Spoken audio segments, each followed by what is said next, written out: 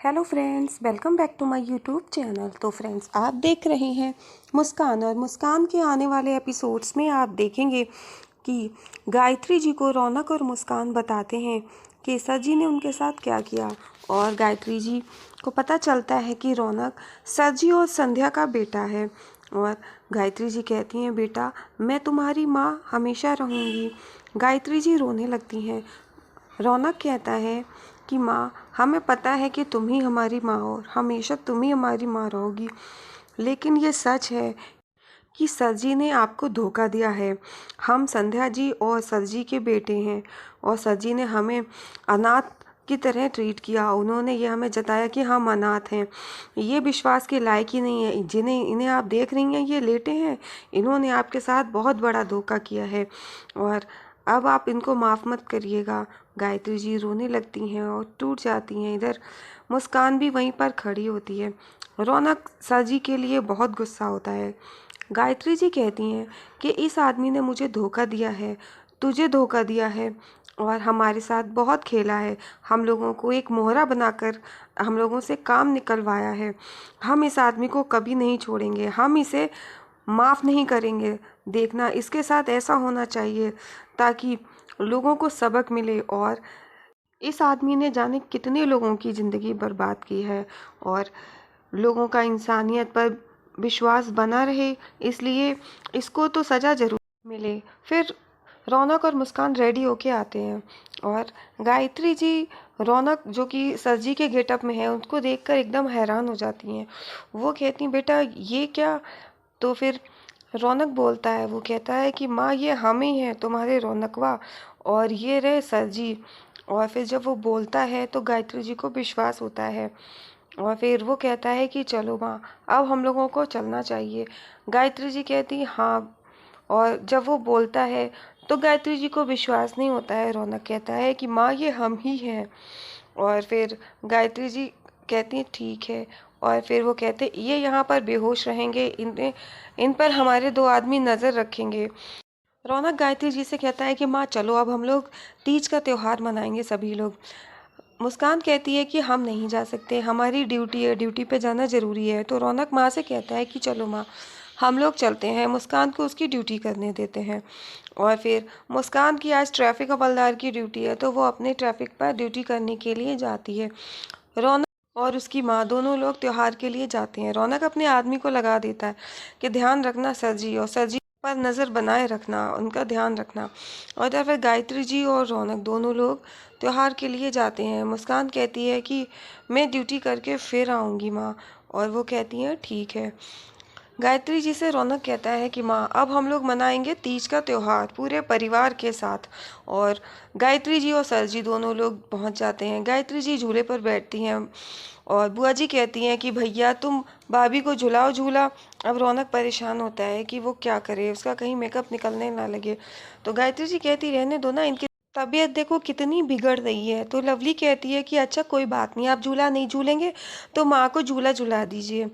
तो फिर वो कहते हैं ठीक है। और गायत्री जी बैठी होती हैं लवली के कहने पर और डॉली के कहने पर, गायत्री जी को झूला झुलाने लगते हैं। गायत्री जी झूला झूल रही होती हैं, सभी लोग बहुत खुश होते हैं। गायत्री जी देखती हैं कि रौनक परेशान हो रहा है, कहीं वो मेकअप निकलने ना लगे। फिर उसके बाद वो मना कर देती हैं। तो फिर बुआ जी पूजा में बैठने के लिए कहती हैं, पंडित जी आ गए। सभी लोग पूजा में बैठे होते हैं। अब रौनक सोचता है कि कहीं आग की गर्मी से मेरा मेकअप जल्दी पिघलने ना लगे, और वो परेशान होता है। वो जाकर पीछे झूले पे बैठ जाता है। बुआ जी कहती हैं, क्या हुआ, तुम वहाँ क्यों बैठ गए भैया? तो वो कहते हैं कि हम इसलिए बैठ गए कि आग की गर्मी से हमारी तबीयत बिगड़ रही है, ख़राब हो रही है। तो आहुति के लिए कहती हैं बुआ जी, आहुति नहीं डालोगे? तो गायत्री जी कहती हैं कोई बात नहीं, आहुति हम डाल देंगे उनकी। फिर उसके बाद सभी लोग रात को डिनर करते हैं, और फिर सर जी बैठे होते हैं, सभी लोग खा रहे होते हैं, और लवली और डॉली सेल्फी ले रहे होते हैं। लवली बताती है कि डैडू आपके फेस पर खाना लग गया है कुछ, तो ये लाइए मैं साफ़ कर दूँ। तो वो कहते हैं नहीं नहीं, मैं खुद कर लूँगा। तो वो हैंकी लेते और फिर वो साफ़ करने की कोशिश करते, वो सोचते मैं बाद में कर लूँगा। गायत्री जी कहती हूँ रहने दीजिए ना, कर लीजिएगा अपने आप। तो सर जी कहते हैं कि हाँ हाँ मैं खुद कर लूँगा। और फिर इधर पूरे परिवार में सेल्फी लेने के बाद सभी लोग बहुत खुश होते हैं और वो कहते हैं कि हम अच्छा चलते हैं, हमें कुछ एक फ़ोन करना है। और वो चले जाते हैं। इतने में रौनक और मुस्कान वहाँ आ जाते हैं। बुआ जी रौनक मुस्कान को देखकर गुस्सा करती हैं। बुआ जी कहती हैं इस मुस्कान को यहाँ पर क्यों लिया, पूरे त्योहार का मज़ा ख़राब कर रहे हो। तो मुस्कान कहती है कि बुआ जी बिल्कुल ठीक कह रही हैं, चलिए रौनक जी हम यहाँ पे नहीं रुकेंगे। तो रौनक कहता है क्यों, ये भी तो परिवार का हिस्सा है, सभी लोग यहाँ पर बैठेंगे ना। लेकिन बुआ जी मना करती, वो कहती हैं अच्छा तो ये तीज मनाएगी, ये कैसे मनाएगी, सभी के तो मायके से शगुन आया है, इसके मायका इसका मायका तो कहने ही जा रही होती। तब तक रौनक कहता हाँ इनका मायका तो है ना। और फिर वो ताली बजाता है तो उसके मायके से यानी कि मुस्कान के पुलिस डिपार्टमेंट से कुछ महिलाएं आ जाती हैं और रौनक के कहने पर वो शगुन लेकर आती हैं। रौनक कहता है देखो बुआ जी इनसे ज़्यादा इज्जतदार तो कोई हो ही नहीं सकता है ना माँ। और फिर गायत्री जी कहती हाँ बात तो तुम्हारी सही है, इनसे ज़्यादा तो इज्जतदार तो कोई भी नहीं होता है। क्यों दीदी आप सही कह रही हूँ ना, आप भी तो सबसे ज़्यादा इज्जतदार इन्हीं लोगों को मानती है ना। मुस्कान ये देखकर इमोशनल हो जाती है। गायत्री जी कहती हैं कि आ जा बेटा। और गायत्री जी मुस्कान को देखकर मुस्कुराने लगती हैं। फिर सभी लोग तीज का प्रोग्राम मनाते हैं और इधर रौनक मुस्कान को झूले पर बिठाकर झूला झुलाता है। मुस्कान रौनक को देख रही होती है, वो दोनों अपने बहुत अच्छे मोमेंट बिताते हैं साथ में। और रौनक मुस्कान के साथ काफ़ी क्लोज होता है, वो मुस्कान को झूला झुला रहा होता और वो दोनों लोग काफ़ी एंजॉय करते हैं। रौनक मुस्कान के हाथों पर मेहंदी भी लगाता है और वो मेहंदी से मुस्कान के हाथ पर अपना और मुस्कान के नाम का फर्स्ट वर्ड लिख देता है। और फिर आप देखेंगे दोनों लोग काफ़ी खुश होते हैं। इतने में सभी लोग उन दोनों को आवाज़ देते हैं कि आ जाओ चलो यहाँ पर त्योहार के लिए। और सभी लोग वहाँ पर पहुँच जाते हैं। तो गायत्री जी कहती हैं कि आज का दिन बहुत अच्छे से बीता है, चलो ऐसा करते हैं कि अब हम लोग कुछ एंजॉय करते हैं। रौनक मुस्कान कहते हैं कि अच्छा अभी हम चलते हैं, हम बहुत थक गए हैं। तो गायत्री जी कहती है हाँ ठीक है तुम लोग जाओ। गायत्री जी कहती हैं कि आज का दिन बहुत अच्छा था और हमने पूरे परिवार के साथ तीज का त्यौहार मनाया है, चलो अब ऐसा करते हैं ना हम लोग तो कुछ एंजॉय करते हैं, गाना बजाना कर लेते हैं। तो बुआ जी कहती है हाँ ये ठीक है। तो गायत्री जी कहती चलो मंदिर की तरफ चलते हैं। वो लोग जाते हैं तो इधर रौनक मुस्कान सर जी को गोद में उठा करके वो बेहोश होते हैं तो उन्हें उनके कमरे में ले जा करके लिटा देते हैं।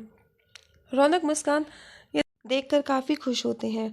और फिर इधर सर जी को हल्के हल्के होश आने लगता है। सर जी एकदम से उठते हैं और सर जी वही बात सोचते हैं कि मुस्कान ने रौनक को गोली मारी। तो वो एकदम से भागते हुए जाते हैं हॉल में।